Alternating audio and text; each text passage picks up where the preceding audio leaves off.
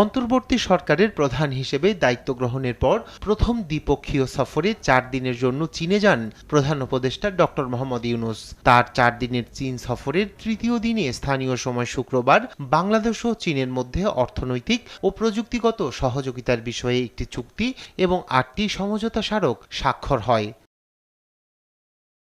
সমঝোতা স্মারকগুলোর মধ্যে রয়েছে দুই দেশের কালজয়ী সাহিত্য ও শিল্পকর্মের অনুবাদ ও সৃজন, সাংস্কৃতিক ঐতিহ্য ও খবর আদান প্রদান, গণমাধ্যম, ক্রীড়া এবং স্বাস্থ্য খাতে বিনিময় সহযোগিতা।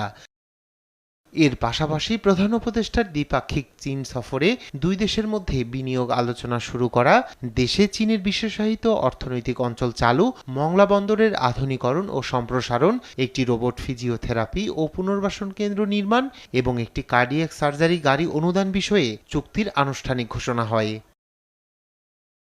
এর আগে শুক্রবার সকালে বেইজিংয়ের গ্রেট হল অব দ্য পিপলে চীনা প্রেসিডেন্ট শি জিনপিং এর সঙ্গে দ্বিপক্ষীয় বৈঠক করেন প্রধান উপদেষ্টা। এই বৈঠকে নিজ দেশের পক্ষে নেতৃত্ব দেন চীনের প্রেসিডেন্ট শি জিনপিং।